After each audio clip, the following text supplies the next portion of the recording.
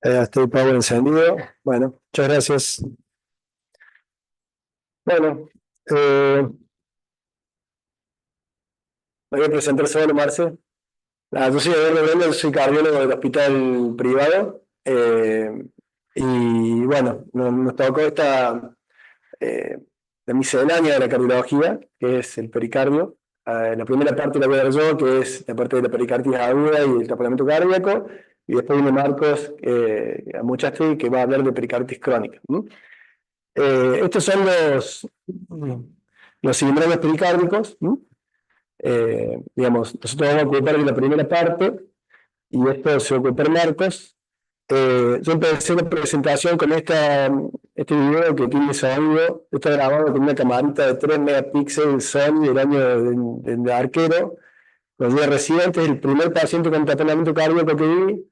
Era un paciente que tiene melanoma, tiene toda la espalda llena de melanoma y estaba con disnea, y bueno, ese es el eco. Miren todas las adherencias, derrame pericárdico severo. Bueno, se murió rápidamente este hombre, pero uno se acuerda mucho de los primeros pacientes que vio con cosas que no había visto nunca antes, y más haciendo el diagnóstico.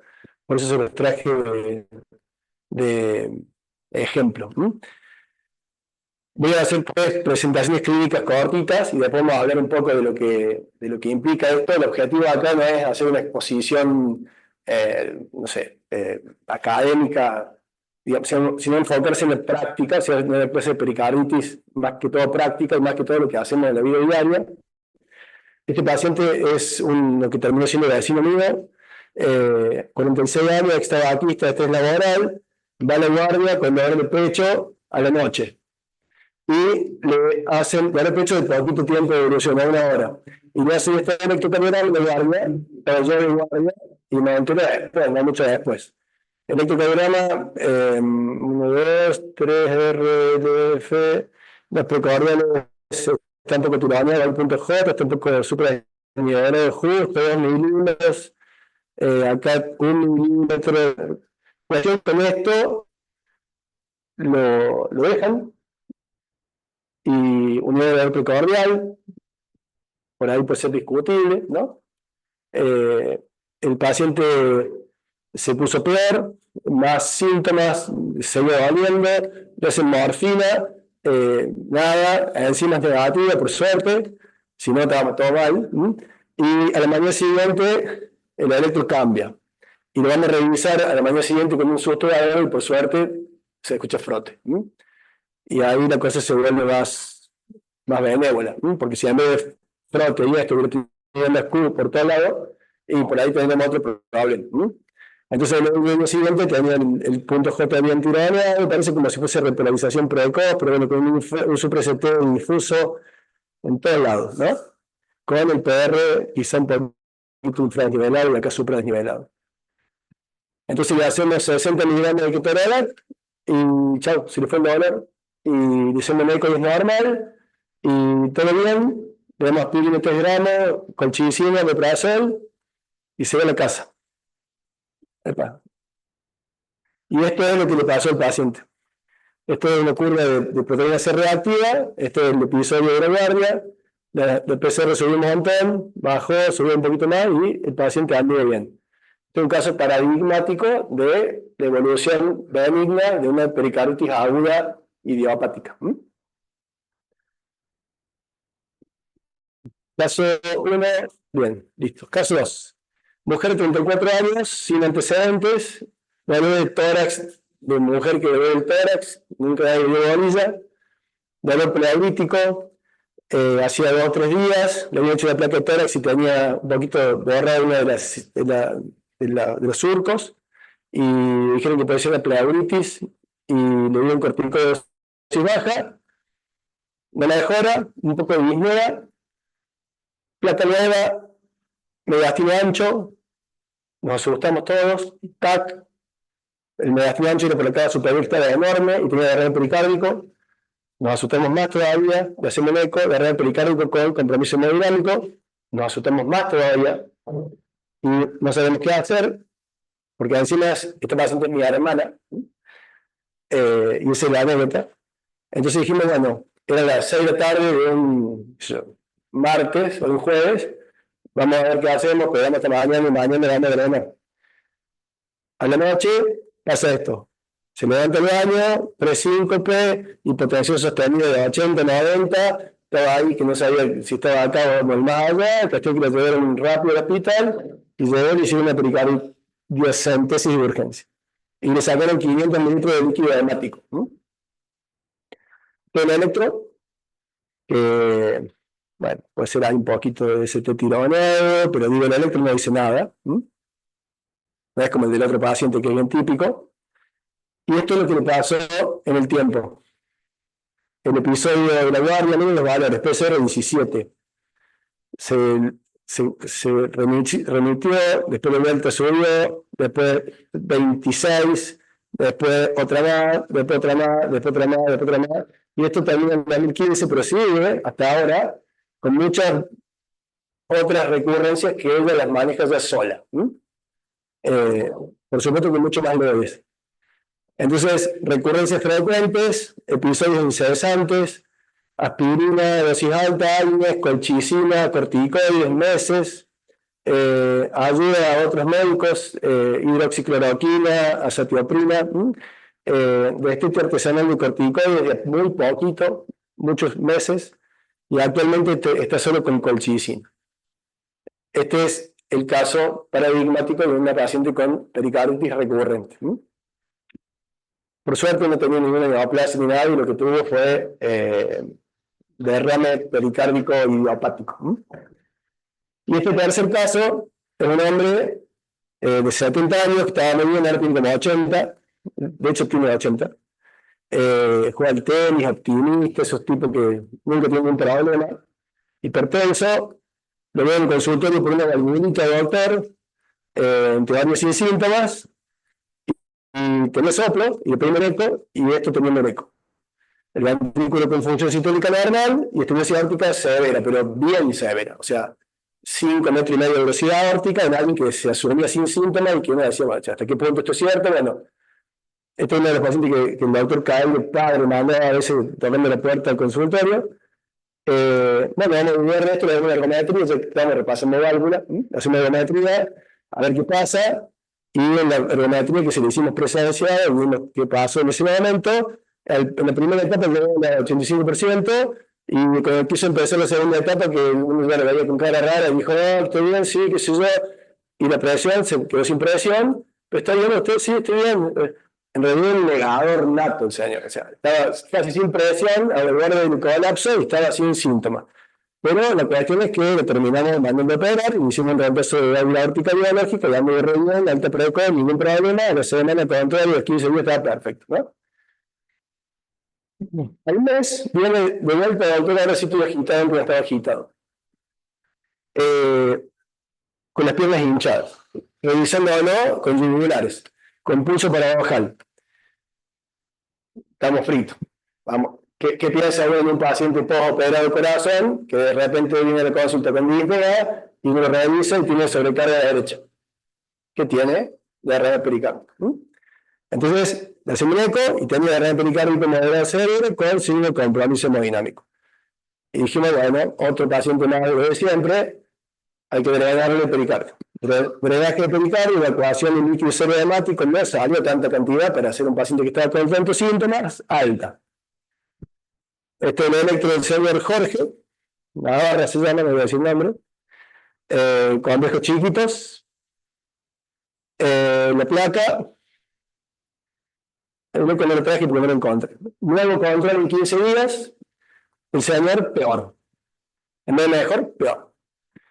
Ganancia de peso, lintea, marca de yugulares, eco, persistencia de derrame organizado, no sabemos qué tenía, le hacemos un ataque, no sé para qué.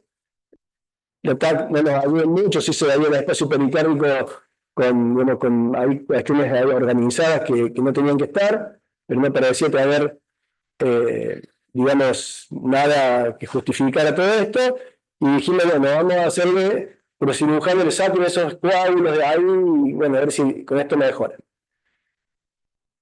Peor, o sea, evolución tórpida, en la misma internación, con el tubo de drenaje, digamos, acá puesto, anasarquia, penatrona, resistencia a los diuréticos, y sospechamos que tenía pericarditis efuso constrictiva, o sea, constricción y líquido, las dos cosas.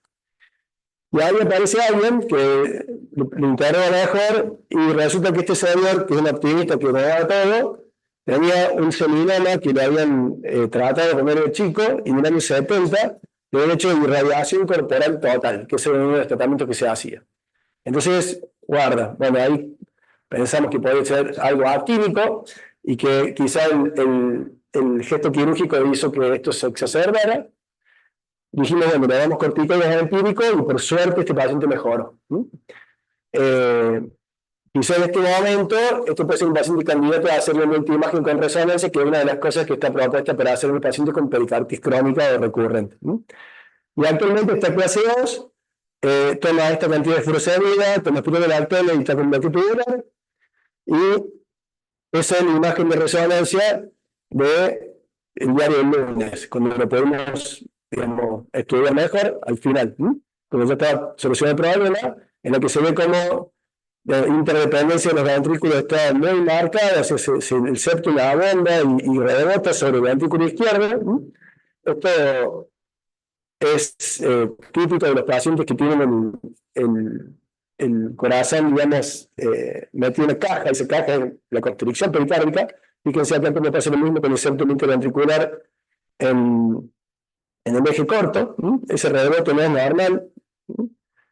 Esa es la interdependencia ventricular, que en el caso de la constricción pericárdica está aumentada, y esto es lo que se ve en una foto estática, y esto es el pericardio de 10 milímetros, que el cirujano no se dio cuenta.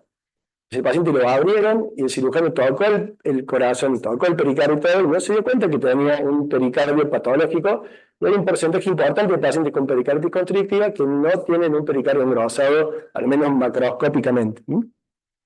Esto es lo mismo, el septum abondado hacia el izquierdo, esto es gabapenina tardía, fíjense cómo está todo lleno de gabapenina, y en eje corto, y este es el señor en el consultorio, cuando se porta bien, que tiene sentado, ¿no? Acá está sentado, tiene la yugular colapsada, lo hace respirar hondo, ¿y qué pasa? ¿Cómo se llama cuando un paciente uno lo hace tomar aire hondo y los yugulares se ingurgitan? Signo Kuhn. Entonces, aumenta el retorno venoso, el ventrículo derecho se llena, se tapa, no tiene más complacencia, se aumenta la interdependencia con el izquierdo y los yugulares se ingurgitan. Así es que el cerebro está bien, y así es como come asado y toma menos Lasix.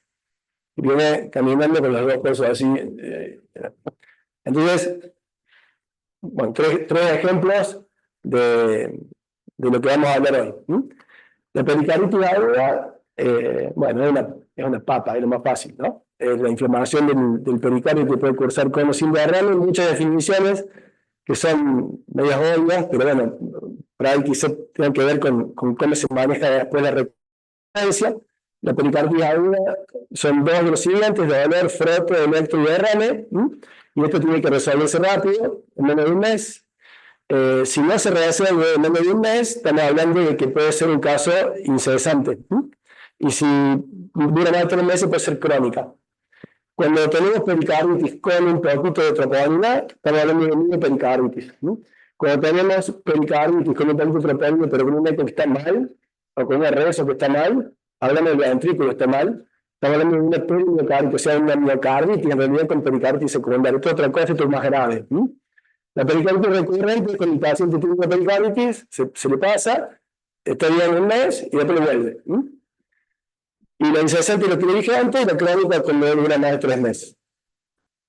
La fisiopatología de todo esto es lo más básico que existe en el mecanismo de defensa de nuestro y de todos los animales, que es una inflamación específica. O sea, interleuquina 1, receptor STOL, toda la historia de los inflamatorios y todo lo que estuvieron en química, en fisiología, etcétera, y toda la cascada inflamatoria que depende del ácido araquidónico, prostaglandino, tromboxano, y que es la gestora de la inflamación. Y estos son los niveles donde intervienen, digamos, los distintos tratamientos, ¿no? Los esteroides, la antiprostaglandina o la colchicina. y, bueno, estos que son los nuevos. La etiología de la pericarditis aguda, cuando uno agarra el libro, las publicaciones, salen montones de hojas, en realidad, desde el punto de vista práctico, la pericarditis viral o idiopática es lo mismo, ¿no?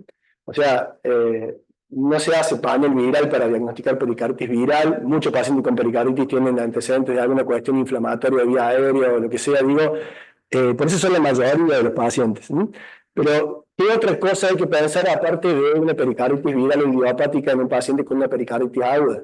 Bueno, si tiene una neoplasia previa, bueno, ojo. Si tiene, no sé, una mujer joven que se le hinchan las articulaciones y tiene antecedentes en la familia de cuestiones reumatológicas, puede ser una enfermedad reumatológica.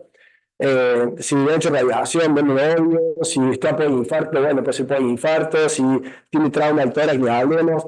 Pero digo, o si tiene un paciente renal crónico, esto puede ser por la insuficiencia renal crónica. Pero desde el punto de vista práctico, no hay que irse por las ramas en el sentido de decir, bueno, tengo un paciente que tiene clínica de pericarditis, no hay que andar pidiendo 200.000 laboratorios. Lo más probable es que sea viral o idiopática y el manejo es el sintomático, nada más. Por supuesto que al paciente hay que quedarse con eso, que hacerle algunas otras cosas más, que eso lo vamos a ver después.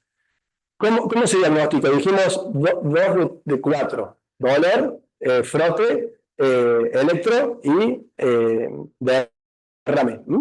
Antes eran 2 o 3. En la realidad le pusieron 9 y en realidad para mí, no sé, habría que ver eso si está tan bien. En muchos pacientes que vienen de la que tienen un derrame pericárdico trivial, que ni se nota y que bueno, por ahí pueden dar confusión. ¿Cómo es el dolor de la pericarditis? ¿Todos han visto pericarditis de una guardia, me imagino? ¿Cómo es? Depende de cambio de posición, de la respiración, no es agresivo.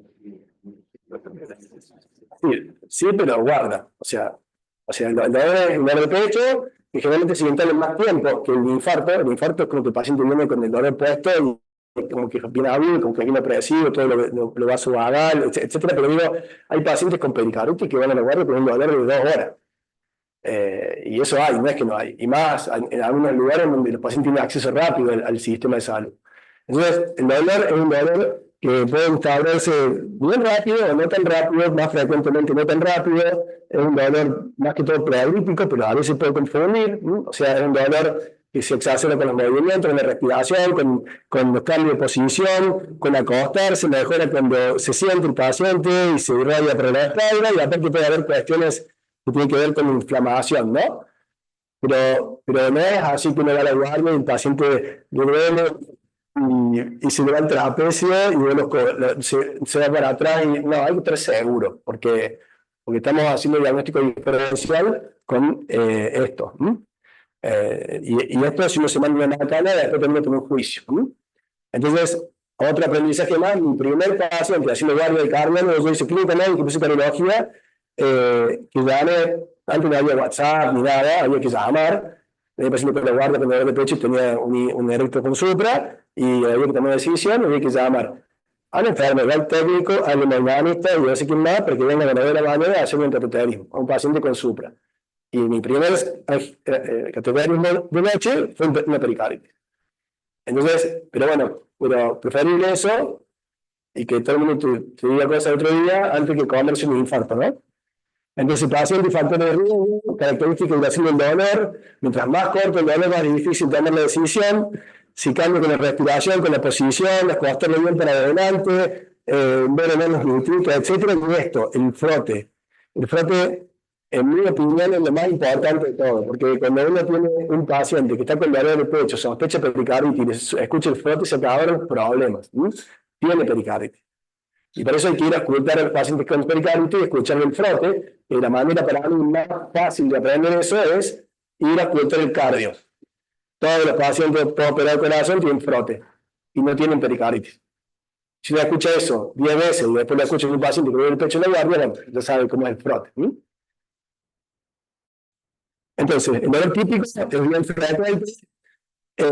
Hay que hacer diagnósticos diferenciales con cosas muy importantes, el frote, que para mí es lo más importante de todo, y después el electro y la presencia de derrame o aumento de derrame previo Y bueno, acá esto es un laboratorio inflamatorio. Para mí el laboratorio inflamatorio es muy importante para hacer el diagnóstico de pericarditis. El frote, bueno, no vamos a entrar en detalle. El ruido que escuchan cuando escuchan el cardio el día después, que es un ruido como un scratch, como una especie de soplo, que no es un soplo y que tiene componentes según el ciclo cardíaco, o sea, el sistólico, el diastólico, puede ser hasta la patada auricular que se escuche, pero bueno, signo más importante para el diagnóstico. Escuchen los pacientes postoperados de CC. El electro. El electro, no en todos los pacientes aparece esto. Lo que vemos habitualmente es el estadio 1 o el estadio 3, en donde hay MST supra o en DT negativa, y hay periodos intermedios donde se normaliza el MST. Este es el paciente que va a la guardia del que vimos en el ejemplo anterior. Hay una etapa 2 en la cual esto, digamos, en el transcurso de poquitas horas se normaliza y después, en el transcurso de algunos días, se vuelve con T negativa y después puede quedar así por mucho tiempo y normalizarse. Ejemplos. Estos son ejemplos de la bibliografía. Parecido al paciente de la guardia, montones de supra por todos lados, infra del PR, supra del PR ADR. Bueno, fácil. Otro ejemplo, esto es de otra página, lo mismo. Supra, nivel del ST cóncavo, infra PR, supra PR. Bien, otro ejemplo. Lo llaman interno de la guardia, no sé si en los lugares donde estamos está interno, pero bueno, hay una pericarditis en la guardia. ¿No? Esto es un infarto anterior, no es una pericarditis. Bien. Y otro ejemplo.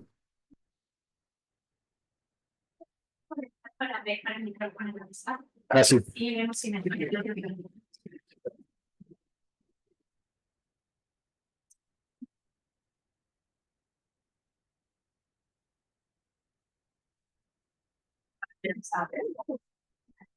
Bueno, otro electro con supra.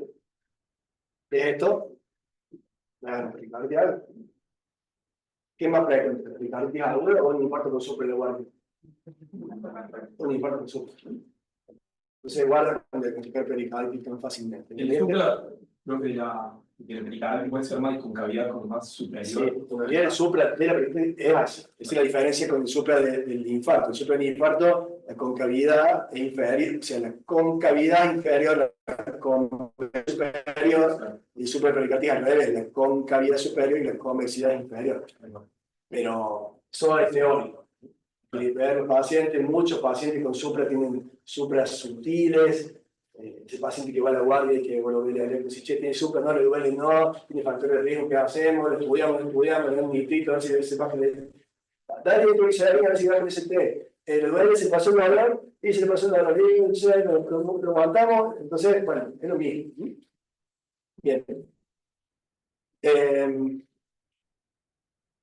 Bueno.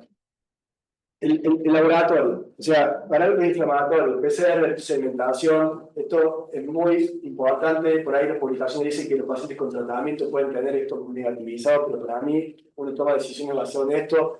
Es muy frecuente que los pacientes tengan el PCR alta. Así que, bueno, para mí es muy importante. Cuando son mujeres, hay que hacerle panel reumatológico, hay que ver siempre troponina.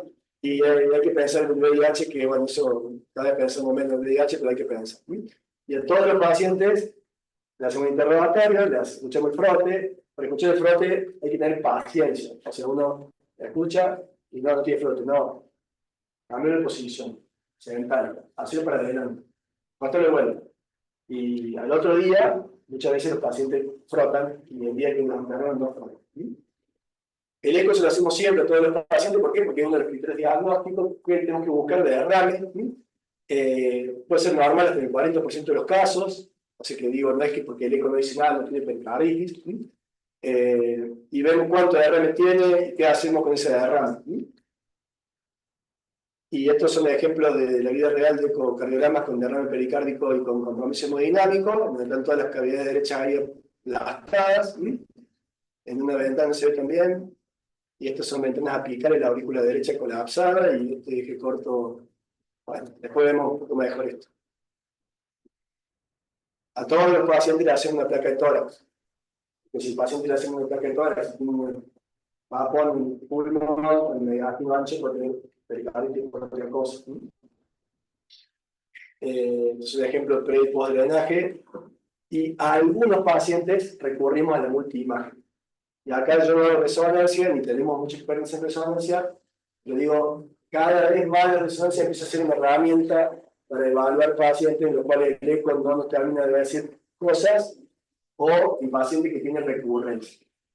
¿Por qué? Porque la resonancia puede caracterizar qué está pasando en el pericardio en algunas secuencias que uno puede tomar decisiones en relación a si está inflamado o no inflamado y si va a responder o no puntualmente a los medicamentos nuevos que son los anti-interleuquina 1. Entonces, tenemos el paciente, le hicimos todo y tiene criterio de pericardio. Sí, no, bueno, piensa otra cosa, obvio, sí. Bueno, dice ahí específica etiology, qué sé yo, algo que, etiología específica, algo que lo vea que usted que el paciente va a ir mal, sí, alto riesgo. Qué sé yo, paciente con un cáncer o no sé, qué cosa. No, hay que darle tratamiento con aspirina o con AINES. Y si el paciente no es de alto riesgo, nada, se maneja ambulatorio. Y si es de alto riesgo, bueno, evalúa la admisión. ¿Qué es esto? La lista esta que está en el consenso de la sangre. Si usted tiene un paciente, como el primer ejemplo, en el cual el dolor se le fue rápido, no tiene fiebre, no está muy coagulado, no tiene, qué sé yo, un paciente, uno de nosotros, de ustedes que son más jóvenes o de nosotros que somos más grandes. Bueno, ese paciente se maneja ambulatorio. Pero si el paciente viene con dolor hace una semana, como era mi hermana, este es un ejemplo, ¿no? O está con fiebre, o está con hipotensión, o tiene derrame cerebral, o tiene una semana de aire y anduvo mal, o tiene troponina, o se cayó en la moto, o es un paciente de los nefrólogos, inmunosuprimido, o está tomando anticoagulante, esto es muy importante, guarda con los anticoagulantes de la pericarditis, o si no se le pasa el dolor, cuando el paciente hay que internar. Y ese es el trabajo nuestro, porque en lugar de los diagnósticos clínicos, ya tenemos que llamar a nosotros y tenemos que saber por cuándo tiene que internar un paciente con pericarditis. ¿Y cómo se trata esto? Bueno, ya lo vimos en el primer diario. Se trata con antiinflamatorios o con aspirina a dosis altas durante un tiempo importante. Y ese es otro de los conceptos que tienen que quedar claro acá. Diagnostiquemos bien la pericarditis, tratemos bien la pericarditis. Cuando yo era clínico, el paciente con pericarditis le hacía un decadrón, 2 días de trabajo fuera, y después venían los problemas. Reposo físico, duración controvertida. Si es deportista de verdad, 3 meses no puede hacer deporte de verdad.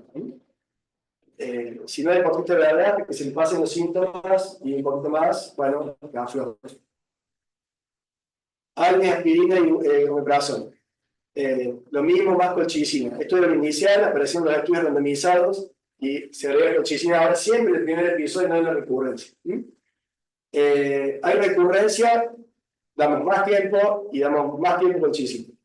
Hay resistencia en los ángulos, colegiopatía o alguna situación en la cual no funciona, picoides. Pero, bueno, los picoides hay que evitar el uso y cuando los damos a la dosis que hay que darle por el tiempo que hay que dar.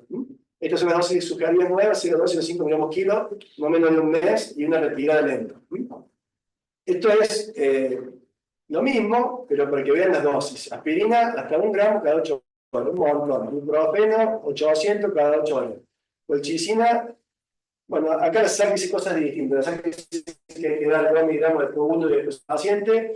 Te digo, nosotros tenemos colchicina de 1 miligramo, tenemos de 0,6, como debe haber en otro lado. Entonces, digo, la dosis de colchicina habitualmente es 1 miligramo, mitad y mitad. ¿Podemos dar 2 miligramos los primeros días? Sí, habitualmente le damos mitad y mitad, y si son personas chiquitas, con menos problema, le damos 0,5. Después, todos los otros AINE a dosis altas, y después, cosas que usan los reumatólogos. Bueno, esto es redundante. O sea, AINES o aspirina a dosis altas. Hasta que se vayan los síntomas, se nos va a empezar a o ambas, y quizá suspenderlo de poco. Colchicina es lo mismo. Bueno, esto ya lo dije recién. Y esto es basado en estos estudios que estaban escritos en temario, que bueno, el COPE en realidad históricamente la frecuencia de y me pareció la colchicina para tratar recurrencia, y después apareció un estudio clínico que decían que debe ser inicialmente un paciente tenía una recurrencia, y esto es un resumen de los estudios clínicos de esos, que son algunos de estos que están acá, y que mostraron disminución de los índices de recurrencia. Entonces, de movida, el paciente que tiene una pericarditis aguda hay que darle colchicina. ¿Estamos? Bien. Los corticoides, y acá nos metemos en lío, evidencia débil, mal usados son predictores de recurrencia, mal usados. En el paciente que tiene, digamos, enfermedad autoinmune o es urémico o que tiene una recurrencia, bueno, tuvo que usar estos que yo les dije, si estamos hablando de gente de 70 80 kilos, son 7 por 2, 14, o sea, son 15, 20 miligramos, no más que eso, transversal, no hay que darle 40, ni 60, ni 80, porque después no lo vamos a sacar más, ¿sí? Porque esto como lo ponemos, después hay que sacarlo lentamente, de a muy poquito y en muchos meses, ¿sí? ¿Estamos? Y bueno, y se supone que agrega esto a lo otro, ¿no? A lo que viene tomando de antes el paciente y al menos mantenerlo 3 meses. O sea, digamos, yo digo hace un día por final, pero resumen, pericarditis aguda, el paciente va bien, no hace triage bien, lo trata bien, va bien, fácil. Pericarditis recurrente, bueno, la primera recurrencia, eso también se fácil, hay que tratarlo más tiempo. Cuando el paciente tiene más de una recurrencia, se vuelve un clavo. Hay que renegar, hay que cosas, hay que darle el estete de los remedios y sacárselo de poco. Y en algunos casos hay que pedirle ayuda a los reumatólogos porque hay que asociarle fármacos que uno no maneja. Bien. Entonces, pericarditis recurrente. Pericarditis, como dijimos en el diagnóstico, en las definiciones, seguida de un periodo de al menos 4 o 6 semanas libre de síntomas al cuadro anterior. O sea, el paciente se cura, está bien un mes y aparece de vuelta con el síntoma. Hasta un tercio de las pericarditis, esto siempre me acuerdo que uno del reciente mayor miedo del cardio, como decía, ¿cuándo debe haber la pericarditis usted? Y cuando se le pasan los síntomas, le bajan la dosis. No, a los 6 meses, porque le puede igualar. Las recurrencias más frecuentes son precoces, entonces, digo, hay que explicarle a los pacientes que a pesar de que hagan todo bien, hasta el 30% pueden tener recurrencia, y ahí se vuelve un clavo. Y esto tiene que ver con que lo trataron mal, porque duró poco, la gente no toma los remedios, o tenía, qué sé yo, o reinfecciones, o a corticoides tempranos, o a que tiene otra cosa y no se lo diagnosticamos.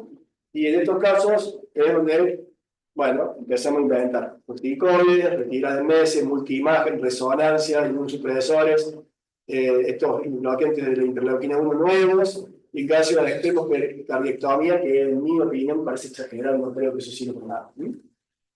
Esto es lo mismo que mostré recién. Esto es digamos, hay dos inhibidores de la interleuquina 1 que están probados en estudios muy chiquitos de recurrencia de pericarditis en donde funcionan. El problema de esto es que cuestan una fortuna. Entonces, cuando es un subgrupo de pacientes muy chiquitos, no es como que hay que decir, hay que darle esto a los pacientes. No, antes hagamos lo otro. Y estos son algoritmos, cómo proceder, esas son cosas nuevas. Cada vuelve más precoz indicación de fármacos más complejos de conseguir. Toda la medicina se está volviendo así, pero digo, pericarditis aguda, tratarla con lo que ya sabe, recurrencia, tratarla con lo que ya sabemos, detectar, segunda recurrencia, chao, resonancia, y empezamos a inventar cosas. O sea, si tiene un perfil de resonancia con un proceso de PCR muy alto o gadolinio, cuando le damos rilonacept, y ahí, digamos, después de pedir ayuda, hacer una resonancia, hacer un TNO y ver qué hacemos. ¿Estamos? Las opciones son el camino de esto o usar inmunosupresores con la ayuda de alguien que maneje inmunosupresores. Bueno, también. Deberíamos hacer una colchicina de carne, De bajar la dosis. Y si no la tomadera, y bueno, acá estamos mal. Habitualmente con 0,5 no tienen nada. No. Eso es la experiencia mía, pero bueno. He tenido que suspender la colchicina a alguien por diarrea, no me da cuenta. Pero con 0,5 la mayoría de las veces no. Si tenemos que suspender, no aumentamos Lo otro, el espinillo, el baño, Y me parece ya no. que 4 gramos por día. Y acá estamos dando 3. A mi abuelo le dábamos 4 gramos. Si dábamos cada 6 horas, eso dábamos cada hora. Entonces, bueno, eso depende del caso. Pero digo, uno tiene que usar dosis alta, casi máxima, de antiinflamatorio no esteroide asociado con el ejercicio. Bueno, derrame pericardio. El objetivo de esto es, otro de los ítems del tema de hoy, es hablar del taponamiento. Uno tiene que saber qué hacer con un paciente con una pericarditis aguda, uno tiene que saber qué hacer con un paciente con una pericarditis recurrente, uno tiene que saber qué hacer con un paciente con derrame pericárdico. En realidad, el problema nuestro más importante es que el paciente tiene derrame pericárdico se ve. Entonces, todos sabemos que el líquido pericárdico es normal, que hay poquito líquido y que el pericardio es complaciente. Si junta líquido de golpe, un poquito líquido, se toma mal, y si se junta líquido crónicamente, se distiende y puede haber pericardios enormes, un corazón chiquito en medio de un líquido y no pasa nada. Bien. Digamos, esto es, bueno, necesitar el consenso, pero digo, ¿cómo se ve el derrame pericárdico? Como un eco negro entre las membranas pericárdicas, entre el pericardio visceral y parietal, ¿no? Ese espacio eco lúcido normalmente se puede ver un poquito en sístole. Ese paciente que está en sístole puede haber un poquitito de líquido y eso no es líquido, es normal. Pero cuando tenemos líquido en diástole, ahí tenemos derrame pericárdico. Y ese árico, si es menos de 10 milímetros, es leve. Si tenemos hasta 20, es moderado, si tenemos más de 20, es severo. Si tiene más de 20, tiene más de medio litro. Se puede acumular en el tiempo en distintas formas. ¿Sí? Puede ser circunferencial o locular, eso es importante desde el punto de vista terapéutico, y puede comportarse hemodinámicamente significativamente o no. ¿Sí? Y puede ser un montón de cosas, o exudado, hemorragia, o qué sé yo, cualquier cosa. Entonces, digo, el concepto es, si es un eco con líquido en sístole, no es nada. Siempre se ve el diástole y las cantidades importan. Cuando el derrame tiene menos de 10 no pasa nada. Cuando el derrame tiene entre 10 y 20 y es circunferencial, que no es localizado, ojo, ese paciente tiene derrame moderado y ya puede que necesite seguimiento de otra forma. Esto es lo que pasa con la acumulación, digamos, en el tiempo, en el paciente que, digamos, que acumula rápidamente o el que acumula crónicamente. Fíjense, cantidad mínima de líquido puede aumentar las presiones un montón, y cuando las presiones del espacio pericárdico llegan a las presiones diastólicas del ventrículo, ¿qué pasa? El ventrículo no se llena, si no se llena, empieza ya el compromiso hemodinámico. Las listas de causas son las mismas listas de causas de siempre, la de la pericarditis, pero digamos hay que concentrarse en 2 o 3 cosas. En que los pacientes que tienen hallazgo de líquido pericárdico pueden tener o un caso de pericarditis aguda que no terminó de ser solucionada bien y quedó con líquido, o pueden tener otra condición cardíaca que sea una condición de sobrecarga hídrica, y que el líquido pericárdico forme parte de otra cosa, una insuficiencia cardíaca, cirrosis, etc. O puede ser que tenga cáncer, o que tenga alguna coagulinopatía. Entonces, digo, uno tiene un paciente con un líquido pericárdico en el consultorio, con la lo que sea, y no tiene una pericarditis aguda clínica, bueno, hay que pensar bueno, un poco más y ver. Este hombre no tiene cáncer, tiene presente en cáncer, ¿cuál se controla la mujer? ¿Cuál se controla el sistema ginecológico? ¿Cómo está la tiroides? Digamos, ahí está por ahí.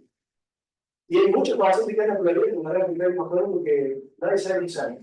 Y van delegado y da vuelto, que siguen manteniendo la vida con la derrame pericárdico crónico. Así que tampoco es mala palabra dejar un paciente con derrame pericárdico crónico sin tanto diagnóstico. Yo tengo que hacer una PANTAC y otra cosa, pero digo, si después de la evaluación con todo esto no tenemos diagnóstico, no se preocupen que no nos vamos a morir fácil.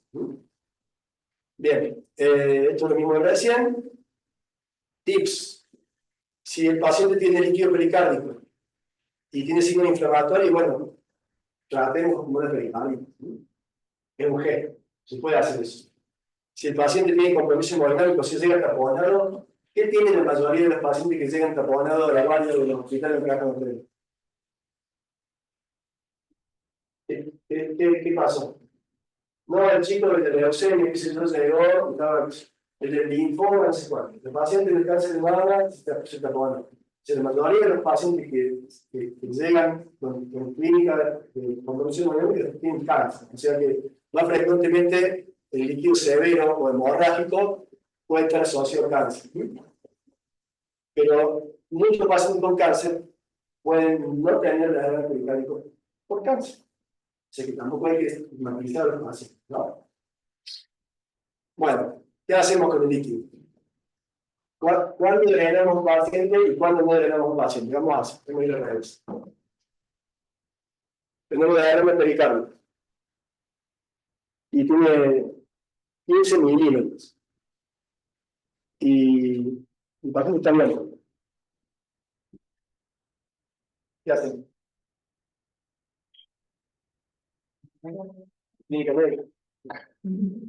Falta, laboratorio, veo el ginecólogo, veo el tiroides, veo un melanoma, digo, somos médicos, digo, clínica médica, ¿no? Clínica médica, y lo controlamos, o sea, lo controlamos, no es que lo drenar. Se puede hacer un gesto, si tiene la PCR un poquito alta, así cuando le damos el talón de pericarditis empírico, le damos colchicina, diapirina o ibuprofeno, no sé, una semana y vemos qué pasa. Le digo, con derrame pericárdico que no tiene un compromiso hemodinámico, que son leves a moderados o moderados ahí justo, uno puede optar por este camino.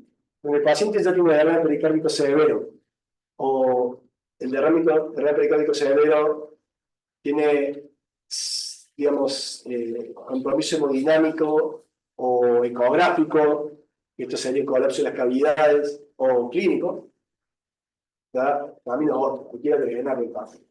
Y el taponamiento cardíaco es un fenómeno clínico, o sea, un diagnóstico clínico. ¿Qué paciente tiene taponamiento cardíaco? ¿Cómo es el taponamiento cardíaco? ¿Qué tiene el paciente con taponamiento cardíaco? Está asfixiado, ¿no? Disnea, mucha disnea sosegante, disnea que se muere. ¿Qué más tiene?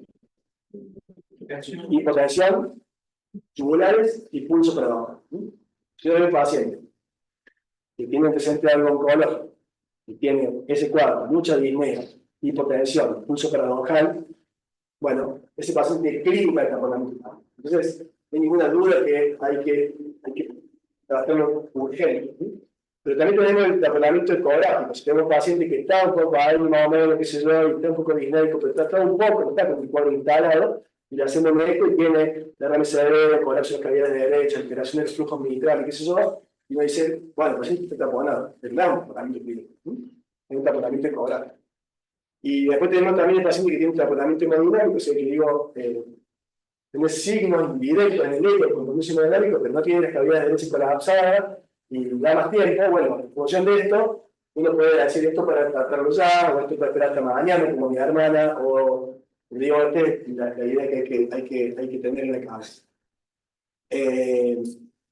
Bueno, el derrame pericárdico, sospechamos que es neoplasia bacteriana. El paciente con pericarditis purulenta están sépticos, mal, no horror, así que esto digo medio obvio, pero si sí, pericarditis, si no, pericarditis, si lo tratamos como pericarditis, o pensamos en otra cosa, o tiene mucho derrame, o pensamos en otra cuestión, y si no es así, lo seguimos clínicamente, y si no, todos terminan en un dreno. Si el paciente con un derrame pericárdico moderado severo, que le dimos tiempo, que lo tratamos, y que, bueno, muchas veces termina un drenaje, pero no de urgencia.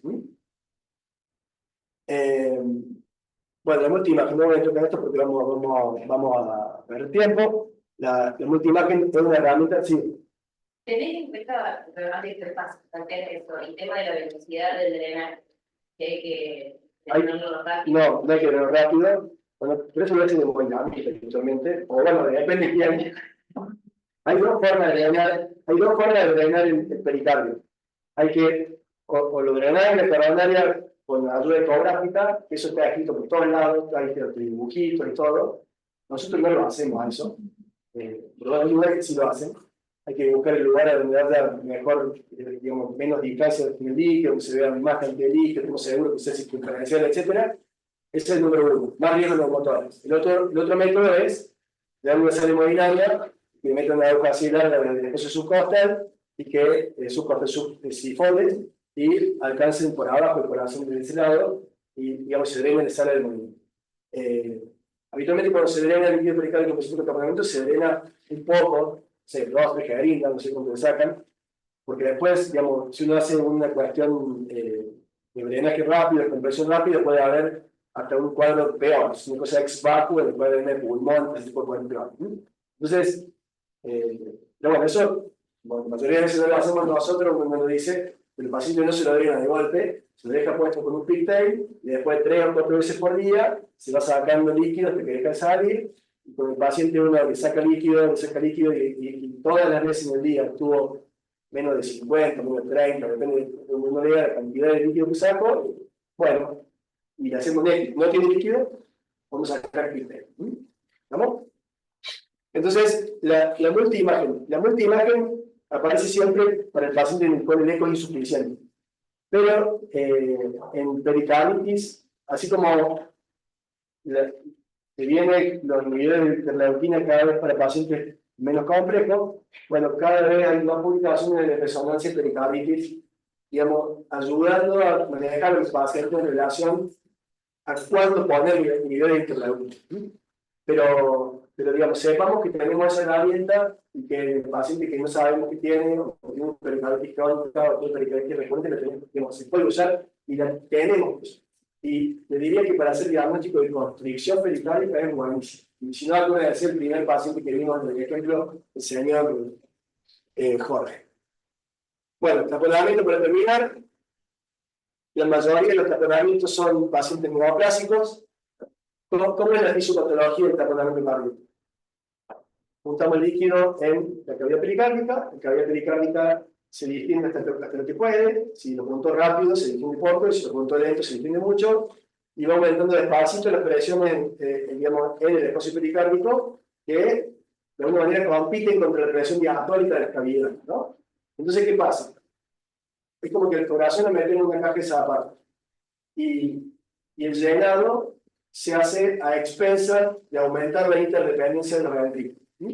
Uno inspira y el ventrículo derecho mete precarga y eso es a expensas de llevar el septum para el lado izquierdo.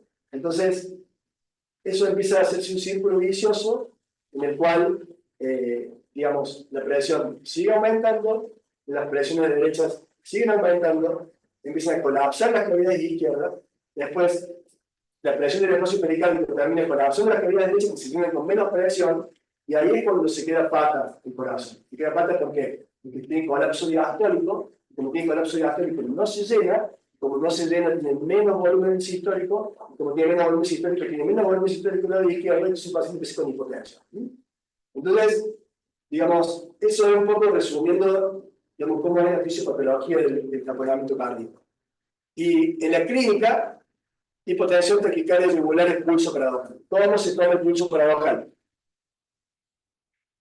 ¿Cómo se toma el pulso paradojal? Tomamos la presión y Una diferencia de presión. O sea, izquierda es manito y va soplando hasta que aparece el primer ruido del corazón, digamos, ¿sí? y ahí vas a ir viendo que los ruidos se mantienen con el paciente inspira, pero se van con el paciente expira, digamos. Y después va el cinturón del manito hasta que se escucha la respiración y inspiración, y esa Muy bien. diferencia. Bueno, perfecto. Le digo, se escuchan los ruidos cardíacos, digamos, los ruidos de sístole de presión arterial, en algunos latidos y otros no. Y eso, el paciente está teniendo es fácil, está boqueando, no es tan fácil. Entonces, escuchaba algunas veces, algunas otras veces, entonces empezás, que subía a 110, sí, se escuchan algunos. A ver, lo bajemos a 105. Se escuchan algunos, lo bajemos a 100, lo bajamos a 95, y se escuchan todos. Entonces, esa es la forma por ahí de decir, bueno, ¿desde cuándo se escuchan algunas, de cuándo se escuchan todos? Esa es la diferencia, tiene que ser más de 10 milímetros. Estos son ejemplos de otro lado que, bueno, que son tragedias. Bueno, esto es el corazón batiente o swing, hard, una pericárdica muy severa, un paciente con tamponamiento cardíaco, que, bueno, en red, viendo las imágenes esas. Bueno, lo que hablábamos es recién que se llena el corazón derecho a expensas de que se aumenta la interdependencia del ventrículo izquierdo, y esto va generando el círculo vicioso esto, digamos que termina con hipotensión, con pulso paradojal, y hasta puede haber alternancia eléctrica. La alternancia eléctrica, porque el corazón está haciendo cualquier cosa, el cerebro agarra en distintos movimientos, en distintos lugares, entonces tiene distintos electros. Puede ser que cambie un tamaño, es una alternancia eléctrica, esto es de plasma, hay que hacer como cambia el tamaño de los voltajes de los QRS, y el eco. ¿Cómo hacemos nosotros con el eco? Nosotros el paciente que está bloqueando, incluso para bloquear por clínica de taponamiento, no le ve el corazón y ve esto, bueno, no hay mucha duda de lo que tiene, ¿no? Pero digamos, si no es ese caso, y es un caso más leve, ¿qué es lo que ven? Esto lo tenemos que saber porque somos cardiólogos, porque el eco, un poco tiempo más, es por el piloto. Todo el mundo tiene que saber hacer esto, tiene que entender el eco, y una herramienta más que Focus, toda la historia de lo que ya saben, lo que más hablar, ¿no? Cuando las válvulas están cerradas, estamos en los uso volumétrico, digamos, estamos en diástolo, ¿no? Entonces, el diástolo del ventrículo.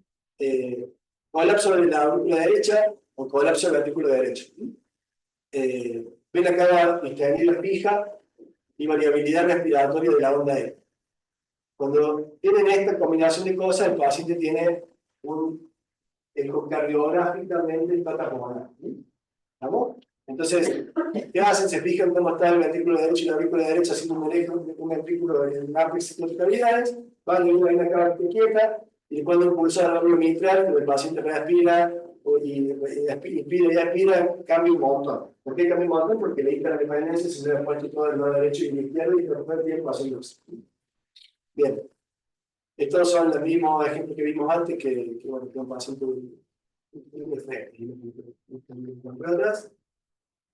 y acá es un ejemplo de grafía de colapso de la aurícula derecha, colapso del ventrículo derecho, y por modo M, y variabilidad de la onda E, claro, hipopidia, que tiene que ser más del 25%. Esto es lo que hacemos nosotros en la pista, que hace la doctora muchas veces. Que es un claro hacer esto, pero la gente no trabaja en otra cosa. Pero bueno, que llegan los pacientes con tratamiento, bueno, es un favor. Pero también es válido lo que hablábamos antes de ponerlo en el global área y pues nada más. Bueno, bonito, ¿me quiere? Y mal. ¿Dudas?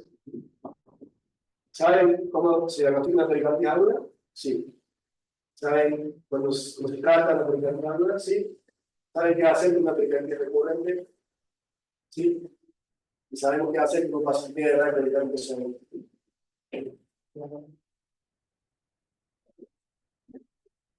No,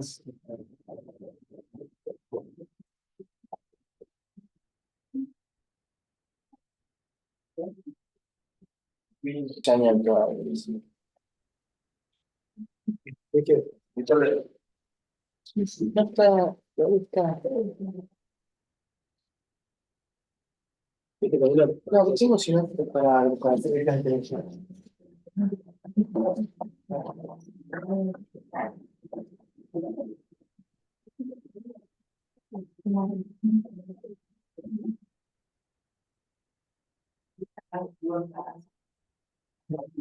¿Tiene otro? Ah, bueno.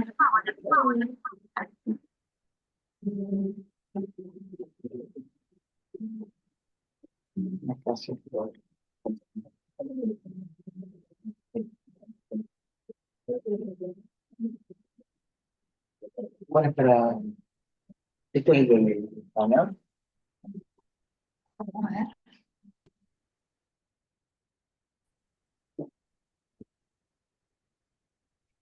A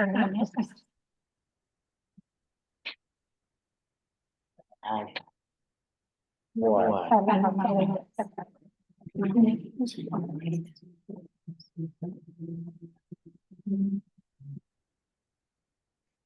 Bueno, de otro lado, bueno, ¿cómo les va? Para los que no me conocen, yo soy Marcos Muchaste, soy miembro también del Servicio de Cardiología del sector privado, de cardiología y de hemodinámica. Y, bueno, me pidieron que hablara un poquito de la segunda parte de este tema, que es muy divertido y que nos apasiona tanto como cardiólogos, que son las enfermedades pericardio. Bueno, vamos a tratar de hacer un poquito más interesante como la charla de Edu, para darle una vuelta de rosca y ver también la parte hemodinámica de todo esto, porque cuando uno habla de enfermedad pericardio, el pericardio no es que sea una membrana que recubre algo que para nosotros es muy importante, que es la base de nuestra práctica médica, que es el corazón. Y cuando esa membrana se inflama, llega el líquido o se cicatriza, y ese corazón no sabe para dónde arrancar. Y ahí es donde empiezan todos los problemas hemodinámicos, que una vez que uno los entiende, o que entiende cómo funciona esta correlación entre el tórax, la panza, el cuello y el pericardio, se torna un poquito más interesante el tema. Para empezar,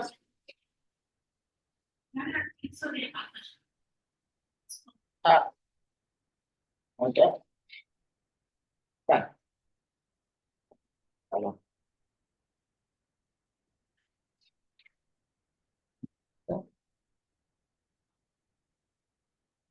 Vamos a empezar con un caso clínico. Una mujer de 57 años que ya tenía antecedentes de enfermedad reumática, tenía un lupus eritematoso que se fue diagnosticado a los 25 años, no tenía nefropatías y tenía compromiso cutáneo. Tuvo un cáncer de mama de 2012 que después le hicieron una mastectomía y también recibió radioterapia y tiene antecedentes de hipotiroidismo. Consulta por disnea progresiva, actualmente hay pequeños esfuerzos, que se funcionó el 3.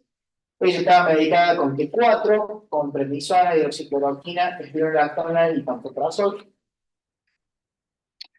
Al examen físico estaba con tensión medianamente controlada, ligeramente hipotensa, yo siempre manejaba 130, 140 sistólica, estaban 110. Frecuencia cardíaca no estaba taquicardia y saturaba el 92% de ganglio. Pesaba 88 kilos con un body más de 35, o sea que era gordito. Cuando la vemos, estaba con ingurgitación yugular. Esta ingurgitación yugular aumentaba con la respiración, se tiene que llamar la atención de algo, porque no es normal ver eso. Tenía escasos planes basales, no tenía sibilancias, los ruidos cardíacos eran normales, estaban abolidos, tenía un soplo 2/6, 3/6 en el cúspide, no estaba relajado, sí tenía petomeglia dolorosa y tenía edemas significativos, 2 o 3 cruces hasta el medio. Este es el electrocardiograma, no dice mucho, en realidad dice bastante, pero no, teniendo lo que no dice, poner en encontrar. ¿Qué tiempo el electrocardiograma? Es raro. Primero, eje, eje, ¿por qué me tiene que llamar la atención acá del eje? Un eje a la derecha, tiene el artículo derecho. Si es paciente que tiene algo crónico que me hace pensar que puede tener una patología del artículo derecho. Además de que no artículo derecho. Y este es el ecodoppler, porque como todo cardiólogo hacemos el examen físico y al estamos esto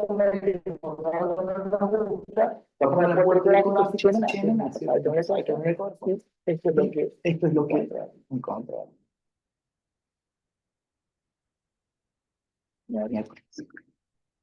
Perdón.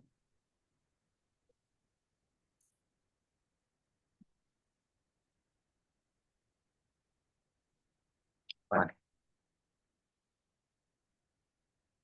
Fíjense, esto es el artículo izquierdo, el artículo derecho es un eje corto, la ventana no es la mejor, pero se alcanzan a distinguir.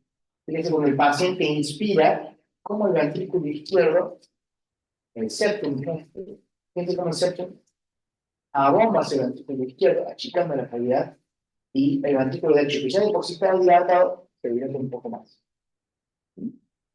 Fíjense, el inflow mitral, algo que explicó recién el doctor Brena, como en inspiración se va achicando la onda E, después de la expiración, y lo opuesto pasa con la onda E con inspiración aumenta y con expiración disminuye. ¿Sí? Hay una interdependencia entre ambos ventrículos que está relacionada con el momento inspiratorio del paciente. Por parte, el Doppler tisular, ¿cierto? En el anillo mitral muestra que las velocidades son ajustadas a la velocidad, pero la velocidad, a diferencia de lo que ocurriría normalmente, esto es como la apertura de la fase, digamos, isovolumétrica de la contracción, y esta sería la verdadera onda E. Fíjense que la E lateral es mucho más chica que la E medial. Y eso también tiene que llamar la atención.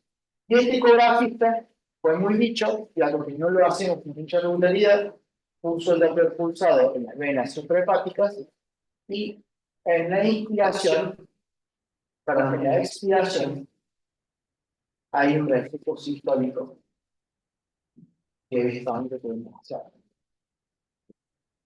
Todas esas cosas nos tienen que hacer pensar de que hay algo que está impidiendo que ese corazón se llene apropiadamente en diástole y se comporte de esa manera en forma nominal, ¿cierto? Con inspiración hay sangre que no ingresa bien en el ventrículo izquierdo, hay sangre que ingresa rápidamente en el ventrículo 8, pero después ya no tiene más lugar, no tiene más cabida, se va hacia atrás.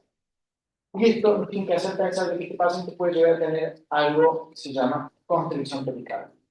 ¿Y por qué digo constricción de taponamiento? Perfecto.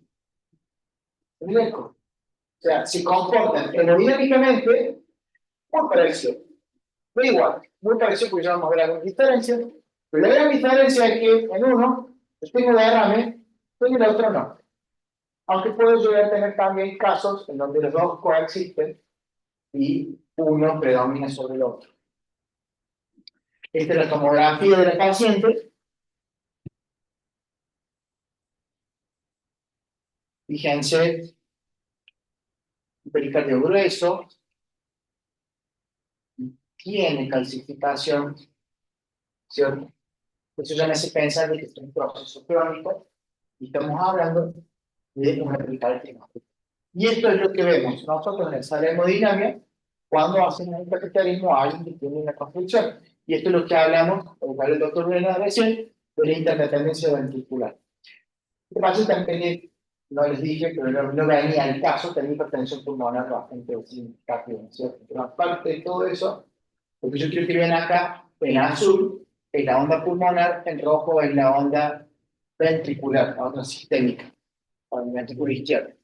Y fíjense, como en expiración, predomina, ¿cierto?, la diferencia entre el ventrículo derecho y el ventrículo izquierdo. Y en inspiración, esta diferencia se achica. Esa es la famosa interdependencia ventricular. ¿Y qué otro hallazgo también tengo para hacerme sospechar de que el paciente tiene constricción? Fíjense, esto, el taponamiento no lo tiene. ¿Por qué? Porque en el taponamiento, como que el ventrículo está casi lleno.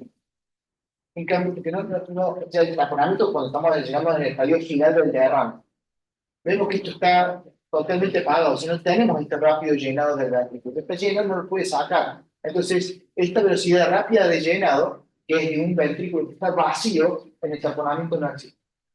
Entonces, este fenómeno de llenado rápido y de amesecamiento en la diástole, o sea, es un llenado protosistólico rápido, después en la meso y en la telediástole, y nada, porque ya se llenó ese ventrículo. Llena rápido, se encasquetó, quedó amesecado, toda esa sangre que extra tiene que entrar, se tiene que acomodar de alguna forma, o de la ventricular, o de ungulares, o hepatomegalia, o ulsátil, vamos, en el ventrículo izquierdo, por el contrario, no llega sangre, bajo gasto, cansancio, etc. Y, bueno, esto más o menos lo que vemos también de la interdependencia ventricular, cuando yo trazo un modo M en el eje corto, veo cómo el septum, ¿cierto?, interventricular, en inspiración, se abomba hacia la cavidad y la inspiración se comporta de otra forma. Bueno, esto más o menos lo que vieron con Eduardo recién, el pericardio tiene dos capas, una capa externa, una capa interna. La capa interna se divide en dos, una visceral, que es el endocardio, y una capa parietal, que es la que se adosa al pericardio fibroso. Entre la capa parietal y la capa visceral,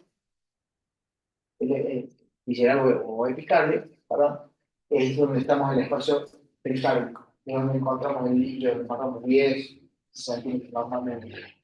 Cuando tenemos constricción, este espacio cada vez se va perdiendo más, las capas se fusionan y queda todo un encapsulamiento fibroso. Eso es lo que hace que el corazón quede encasquetado, quede rígido y no tenga esa comprensión, esa famosa elasticidad que le permite llenarse de forma propia. Lo mismo, el pericardio es fibroso, de fibroblastos, bien pegado al miocardio, de las vasovasoras.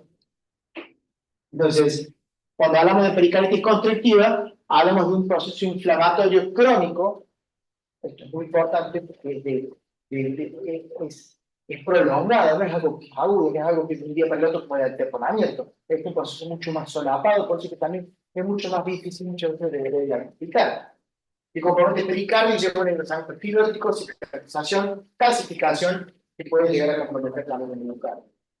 Entonces, como dijimos recién, dos cosas. Primero, el diástole. Es un proceso que altera el llenado diastólico. No hay problemas en la sístole. El corazón bombea perfecto, pero no se llena, o se llena mal. ¿Ah? Entonces, en la diástole temprana se llena. Una vez que pasa el producto diástole, se llenó, se amesetó, no entra más sangre, la sangre a algún lado tiene que ir, cuello, panza, ¿tá? Y expulso de sangre. Y la otra cosa es, como está íntimamente relacionado al proceso de inspiración y respiración del tórax, ¿qué pasa? Esa presión negativa no se traslada dentro del corazón, porque hay una capa de Portland que está cubriendo el músculo cardíaco, pero sí afecta las estructuras extracardíacas que tienen íntima relación con el corazón. ¿Cuáles son? Las cavas y las venas pulmonares. ¿Tá? Entonces, si yo inspiro, aumenta la presión negativa dentro del tórax, aumenta el retorno venoso, más sangre a la aurícula derecha, más sangre al ventrículo derecho. Esa sangre se tiene que acomodar de alguna forma, bombeo del septum hacia el ventrículo izquierdo, entonces disminuyo la cavidad ventricular izquierda. ¿Qué pasa también en inspiración? Disminuye, ¿no es cierto?, la presión dentro de las venas pulmonares, por lo cual menos sangre va a llegar a la aurícula izquierda. Entonces, eso sumado a que tiene una cavidad más chica, cae el gasto cardíaco de la aurícula izquierda. ¿No? Ahora bien, la pericarditis constrictiva, a pesar de que es un proceso patológico muy engorroso y de mal pronóstico en general, es rara de la vida. Y es raro ver progresión de una pericarditis idiopática a una pericarditis constrictiva. Es raro ver una pericarditis recurrente, o sea, no llega al 30%, no está raro, pero de ese 30%, solamente un 1% puede llegar a ser pericarditis constrictiva. No, es mucho más frecuente una pericarditis constrictiva post una pericarditis bacteriana, puede llegar hasta un 30%, y de pericarditis idiopática. Y las pericarditis bacterianas son extremadamente raras. ¿Vamos? Entonces, la más frecuente sí es idiopático viral, porque el número mayor de pericarditis que tenemos nosotros son las famosas pericarditis idiopáticas, que son virales. Por eso que el porcentaje es mayor, pero el número entero de la hormona es poco, muy poco. Postquirúrgicas, por radiación, sobre todo los viejos pacientes que reciben esas radiaciones con campos gigantes, el mama o los Hodgkin inmunoblastino, enfermedades inflamatorias autoinmunes o infección y las misceláneas también. fallo en el llenado diastólico del ventrículo izquierdo. No me voy a cansar de decir ¿por qué? Porque un proceso diastólico no es sistólico, es llenado, no es vacío ventricular. El músculo cardíaco anda perfecto. ¿Ah? Si falla, es el llenado. Falla el contenedor. ¿Y cómo se puede presentar? Como un proceso de carga de volumen, sobre todo del ventrículo derecho, angulares, así, megalia, edemas, y bajo gasto también, cansancio. ¿Por qué? Porque como les dije recién, ese ventrículo izquierdo está comprometido indirectamente por todo lo que pasa en el ventrículo derecho y lo que pasa en el tórax. Signos de lo que vemos nosotros en el consultorio cuando examinamos al paciente: ingurgitación yugular, factor neumónico, es lo que vemos. Lo que más cerca del corazón son esas venas gruesas que llegan hasta acá y que no colapsan, o que cuando el paciente inspira, aumentan de tamaño. Eso es el famoso signo del Kussmaul. El pulso paradojal, como ya lo vieron con el doctor Brena, no es raro de ver, menos del 20%. El no pericárdico, el que lo oculte en un crack. Yo no oculté ninguno ni un crack. Puede actuarse sin un tercer ruido, con un corto ruido, ese es el problema. Y no es raro de escuchar un corto ruido en un paciente que tenga un fallo de Asperger, ¿de acuerdo?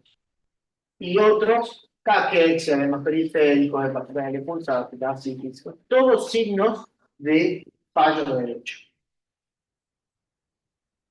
Entonces, ¿cómo llego yo al diagnóstico? ¿Por qué? Porque yo se me veo un paciente, se me presenta un paciente que tiene signos de falla cardíaca derecha, edematizado, así, no tengo derrames laborales importantes, no tengo signos de sobrecarga de volumen a nivel pulmonar, ¿ah?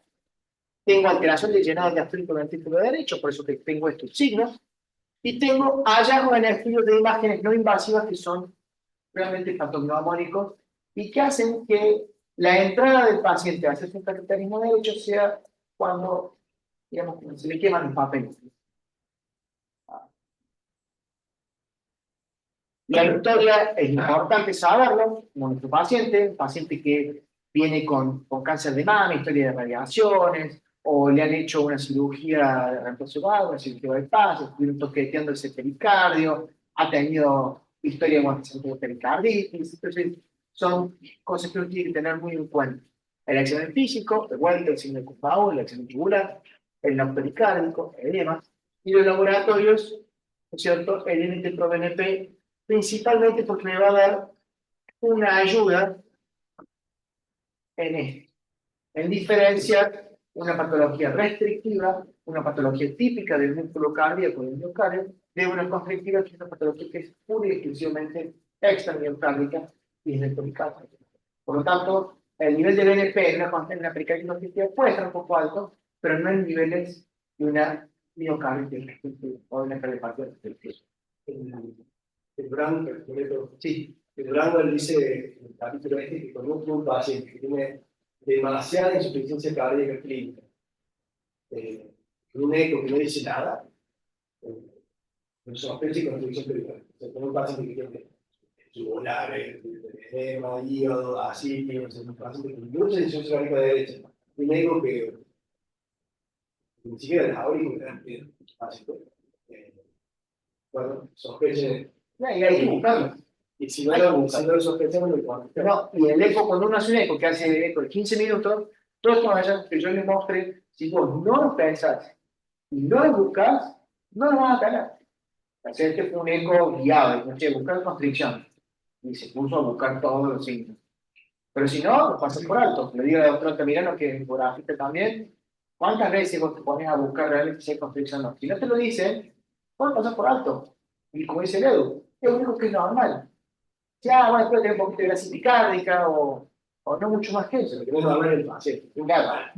Exacto. A mí siempre me claro, de vuelta, si uno de los chicos recién que estaba haciendo eco y me dice, che, vení, ve, acá me gusta, te explica bastante de pan. Entonces me explica bastante de hígado, eco, para ver el y dice, me gusta, que se ponga de gobierno. Pero, típicamente, de la responsabilidad popular, de la presión popular, tengo que una corteza de brecha, o sea, y no sé, no se veía nada, y encima, pero bueno, empezamos con las cosas raras, estaba así, el corazón que se movía raro cuando se respiraba, viajes de no restrictivos que cambian de respiración y ponte ahí para bajar, para bajar. ¿Qué pasó? Imágenes del pericardio, resonancia y eso.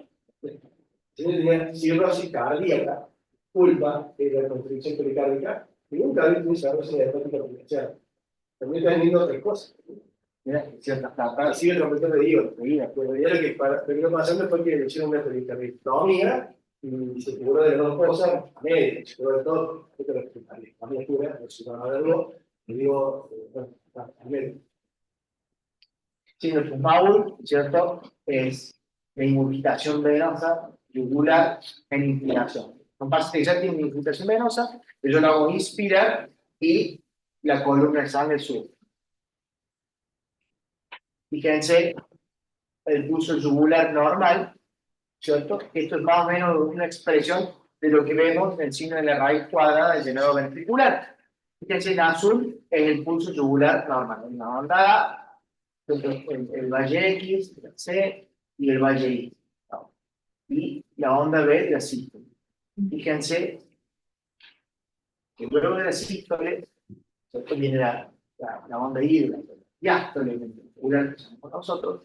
Fíjense cuando la válvula bicúspide se abre, como cae rápido, porque se vacía notablemente esa aurícula derecha, pero al toque vuelve a subir. Estudios complementarios que recomiendan las guías, el ecocardiograma transtorácico, fácil, a mano, no invasivo, no tiene que, no hace falta, es rápido, en diferencia de los otros estudios, y no necesitamos contraste. Por lo tanto, primero en la lista, un ecocardiograma transtorácico en manos de alguien que sepa buscar lo que estamos buscando, es un arma fundamental, es una cosa muy útil. La radiografía del tórax, ¿qué nos muestra? En el caso de que haya calcificación, una radiografía del tórax nos puede ayudar. El casquete pericárdico calcificado ya es el factor neumónico de una constricción pericárdica. Tomografía de resonancia, bueno, como dijo Eduardo, también el tema de la multiimagen, sobre todo ver el engrosamiento pericárdico y ver la presencia de calcio, también la tomografía nos ayuda a hacer un diagnóstico diferencial. Y por último, el cateterismo cardíaco está indicado principalmente cuando los estudios no invasivos no son tan concluyentes. Tenemos calcio en tomografía, el ecocardiograma tampoco nos muestra mucho o no nos dice mucho. Bueno, hay que hacer un buen estudio invasivo, un buen cateterismo, meter un catéter en el ventrículo derecho, meter un catéter en el ventrículo izquierdo, tomar presiones, y con eso podemos llegar a hacer un diagnóstico si vemos la interdependencia ventricular y vemos las características de la raíz cuadrada en el llenado diastólico del ventrículo derecho. El ecocardiograma Doppler, ¿cierto? Ver un pericardio engrosado, presencia de material, digamos, en el espacio pericárdico. La onda E, ¿cierto? En el intramitral y en el llenado, digamos, de las venas suprahepáticas, el registro sistólico en inspiración e inspiración. En la tomografía y en la resonancia, evaluar, ¿cierto? El pericardio engrosado con cambios en la señal. Y por último, el cateterismo derecho, ¿cierto? En donde los hallazgos hemodinámicos claves son elevación de presiones diastólicas, porque de vuelta es un fallo diastólico, patrón de M o W en el llenado auricular derecho, con un rápido descenso de la onda I, ¿cierto? Ese rápido descenso y ascenso bien marcado en el llenado auricular. Hay muy poca variación respiratoria en la presión de la aurícula derecha, la raíz cuadrada en la onda del llenado ventricular, menos de 5 milímetros de mercurio de separación diastólica entre ambos ventrículos. O sea, las presiones diastólicas entre ambos ventrículos están bastante parecidas, es otra característica. La presión pulmonar suele estar menos de 50 milímetros de mercurio, o sea, suele no haber una marcada hipertensión pulmonar en este tipo de pacientes. Y la famosa interdependencia ventricular de factor neumónico de constricción, también de taponamiento A diferencia de, como vamos a ver, de la restricción local. Entonces, el trazado auricular, fíjense, el valle I, el profundo que es, el patrón de W, de X. Esta es la famosa interdependencia ventricular. Fíjense, la onda verde es el trazado del ventrículo derecho, la onda amarilla es la onda ventrículo izquierdo. Fíjense que la presión diastólica es exactamente igual en ambos ventrículos, no debería ser así. La presión del ventrículo izquierdo es un poco más grande, más elevada que en el ventrículo derecho, y la interdependencia, ¿cierto? Que es esto acá. La interdependencia ventricular, cuando inspiramos, exactamente, la onda de presión del ventrículo derecho se achica. ¿Por qué? Porque hay una menor, digamos, un menor flujo, un menor gasto cardíaco del ventrículo izquierdo, mientras que el ventrículo derecho aumenta. Y esto se hace bien notorio. Es un acordeón que hace... ¿Vamos? Pato neumónico de más fricción. Cuando encontramos eso, más fricción. Dice que la cardiopatía restrictiva, como yo dije recién, lo que está afectado es el músculo, son ventrículos chicos, aurículas grandes, tienen la amiloide, ¿cierto? Que tienen una función sistólica, tiene una fracción de eyección que está conservada, no es normal, pero bueno, el porcentaje está conservado, la función sistólica está alterada y principalmente lo que encontramos es un fallo diastólico. El comportamiento hemodinámico es similar a la constricción pericárdica. ¿Por qué? Porque se comportan como un fallo derecho, ascitis, hepatopatía pulsátil, edema, pueden tener MAUL. Entonces, se comportan de forma muy parecida hemodinámicamente, pero cuando yo le hago un cateterismo derecho, fíjense el llenado rápido, pero no hay interdependencia ventricular. Cuando el paciente inspira, baja el ventrículo derecho, baja el ventrículo izquierdo, el ventrículo derecho y el ventrículo izquierdo. Cuando el paciente expira, sube el ventrículo izquierdo, sube el ventrículo derecho. Van los dos de la mano. ¿Vamos? Esa es la diferencia principal. El resto, fíjense que es muy parecido. Aumento de las presiones diastólicas, signo de la raíz cuadrada. Y otra característica que también es notable en la cardiopatía restrictiva versus la constricción es que suele haber más hipertensión pulmonar en la cardiopatía restrictiva que en la pericarditis constrictiva. La diferencia entonces, y bueno, y el LP. Elevación de presiones diastólicas en ambas, patrón de NW en ambas, poca variación respiratoria de presión auricular derecha en ambas, signo de la raíz cuadrada en ambas, menos de 5 milímetros de separación diastólica en ambos ventrículos, constricción, más de 5 milímetros de separación diastólica en ambos ventrículos, restricción miocárdica, hipertensión pulmonar, restricción miocárdica, y concordancia en las presiones ventriculares, en la restricción, cuando hay discordancia en la constricción. ¿Estamos? Entonces, cardiopatía restrictiva, fíjense, hay más de 5 milímetros de separación en ambas presiones diastólicas y la concordancia versus la discordancia de la constricción pericárdica.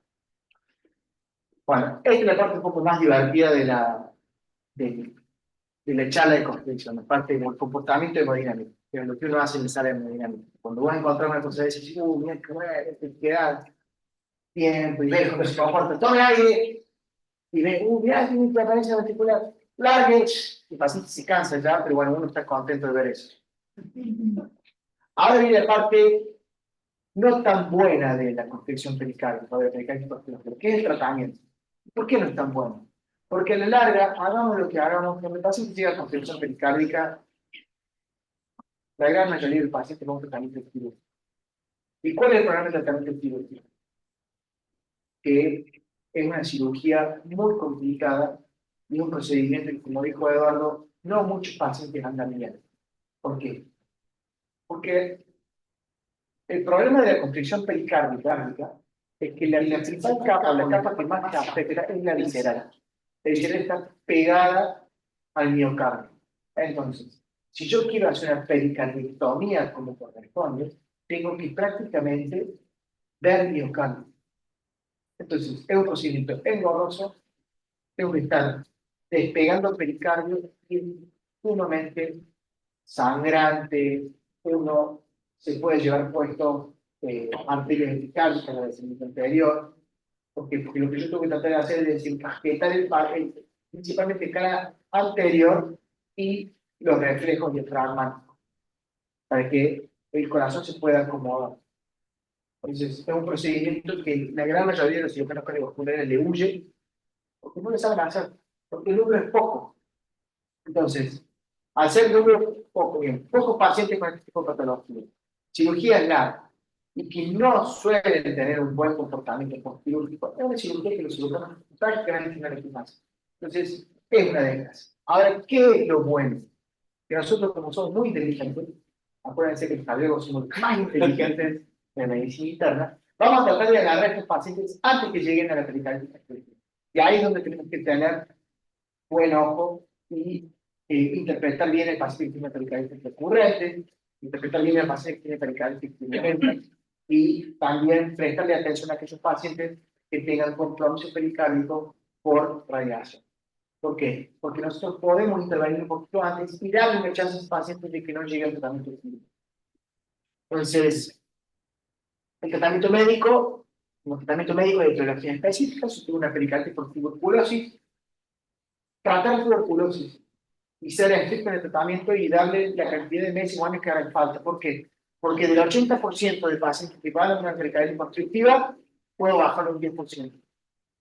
Terapia antiinflamatoria en pacientes con pericarditis recurrente. Acá lo que dijo Eduardo, son pacientes que pueden estar 1, 2, 3, 4, 10 años con tratamiento antiinflamatorio y se encargan de tomar el tratamiento antiinflamatorio el tiempo que nos falta. ¿Por qué? Porque yo no quiero que vaya a un tratamiento quirúrgico. Y último, como soporte en casos avanzados, los diuréticos, la amoxicilina, bueno, es lo que le queda como puente a un tratamiento quirúrgico, para que el paciente por lo menos tenga un buen estado general. Bueno, esto más o menos ya lo vieron con Eduardo, lo más importante es la definición de constricción transitoria, ¿cierto? En donde hay que esperar al paciente por lo menos 3 meses después del primer episodio de pericarditis, porque pueden hacer pericarditis recurrente y hacer constricciones transitorias. Hay que hacer diagnóstico diferencial con las constricciones permanentes, la cardiopatía restrictiva, que es otro de este camino. La pericarditis efusiva constrictiva es el caso en donde vemos un paciente que tiene líquido pericárdico, que pensamos que es un taponamiento, lo drenamos y se sigue comportando igual. Estos pacientes suelen tener antecedentes de tuberculosis o de radiaciones y pensarlo, si yo lo dreno y se comporta igual, esta tiene pericarditis constrictiva y tengo que tratarlo como pericarditis constrictiva. Empezar el medicamento inflamatorio y esperar que resuelva. Si no resuelve, pensar en el tratamiento quirúrgico. Y por último, la constricción crónica, diagnóstico diferencial, constricción transitoria o la cardiopatía restrictiva, y aquel paciente que tiene un cuadro de constricción persistente, a pesar del tratamiento médico antiinflamatorio, que supera los 6 meses. Y si yo ya tengo este paciente, tengo que considerar seriamente una pericardiectomía y no demorar. Entonces, la prevención es clave, pronto tratamiento de pericarditis aguda, la colchicina para evitar la pericarditis recurrente. Bueno, espero que hable un poquito el Edu de la colchicina en pacientes, principalmente este pacientes postoperatorios, que hay en algunos registros, en algunos casos, en algunos estudios chicos, un beneficio de la colchicina preoperatoria para evitar la pericarditis recurrente y la constricción. El drenaje percutáneo quirúrgico, ¿cierto? Sobre todo en pericarditis purulentas, porque sabemos que esos son los que más frecuentemente van a ir a una pericarditis constrictiva.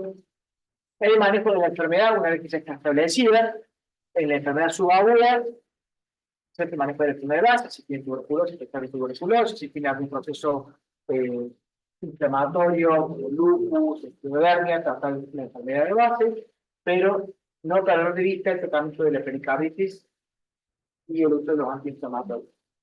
Y si ya hay enfermedad crónica, el tratamiento médico como estabilizador para poder llevar al paciente a una pericarditis. Este es el estudio Rhapsody, que es parte de lo que habló Eduardo de los famosos inhibidores de interleucina 1. Está muy en boga el tratamiento con este tipo de fármacos. ¿Por qué? Porque se ha visto que en la pericarditis recurrente hay un alto nivel. Se cree, o la hipótesis, es que la interleucina 1 tiene un rol fundamental en el desarrollo de la pericarditis recurrente y por eso que los pacientes andan mal. El uso de este medicamento que lo que hace es encapsular la interleucina 1 para que no esté circulando y que actúe libremente. Ha mostrado beneficios significativos en estudios chicos, 80, 100 pacientes, pero en tratamiento caro y engorroso. Sí, los resultados son realmente buenos, ¿cierto? Con una recuperación de más de un 90% en la tasa de recurrencia, pero es un tratamiento que es crónico, que es largo, estamos hablando de años de inyecciones con un medicamento que es caro y que desgraciadamente en nuestro medio no lo tenemos. Pero bueno, este también es parte de, no se ve muy bien, pero es parte de lo que mostró Eduardo. O sea, el tratamiento antiinflamatorio sigue siendo clave, sigue siendo pilar fundamental en el tratamiento de la enfermedad subaguda, de la pericarditis conflictiva subaguda, con altas dosis de aspirina, ibuprofeno o de otros antiinflamatorios no esteroideos, el uso de la colchicina, las AINES más colchicina, eso como primera línea. Si el paciente falla, ¿cierto?, al mes, 2 meses, considera el uso de corticoides más colchicina. Y si ya corticoides más colchicina falla, pensar en una tercera línea de terapia que es corticoides, colchicina más AINES. Y si eso falla, ya utilizar la ayuda de los reumatólogos para poder prescribir ya sea cetioprina o algún otro inmunomodulador, incluso inmunoglobulina, o el uso del rimonacet o el anatina. Esto más o menos para que les quede claro, una adaptación mía. Primer paso, hay colchicina, el paciente anda bien, una suspensión gradual en 2 o 3 meses. Si el paciente no anda, pasamos a corticoides y colchicina. Si el paciente anda bien, volvemos a suspender en 2 o 3 meses. Si el paciente no anda, considerar el uso de inhibidores de interleucina 1. Y si esto ya no anda, pensar rápido en una pericardiectomía, porque es más fácil sacar un cuero de pollo, ¿no?, que un asado quemado. El problema de los inhibidores de interleucina 1 es que la suspensión es muy gradual, con más de 12 meses, y el tratamiento no está en la todavía, por lo menos yo tengo conocimiento. Bueno, entre las recomendaciones, digamos, el gol estándar o el tratamiento gol estándar es la pericardiectomía, de vuelta, en un proceso de cirugía larga, difícil, que mientras más tiempo pasa ese pericardio inquietado, más difícil es la cirugía y peor anda el paciente. La terapia médica específica siempre hay que tenerla en cuenta y está recomendada. Y por último, la terapia antiinflamatoria en aquellos pacientes que tienen pericarditis recurrentes, pues lo que hay que realizar. ¿Preguntas? Pero una pregunta usted. ¿Por qué son 2 pacientes con tratamiento cardíaco que no hay problema? Muy bien, pero me felicito. ¿Por qué? El segundo, el indicador. Nunca se ve nunca una infección. Y el otro, y todo lo mismo.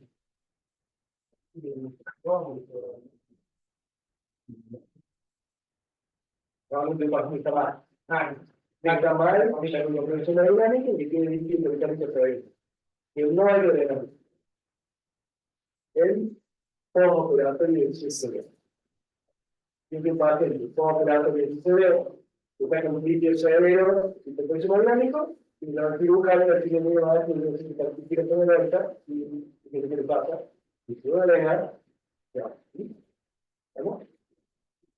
Algo que siento con la mente y hagamos filtro, ¿no? Claro, Ahí está el lado. no, no puede que eso se muere.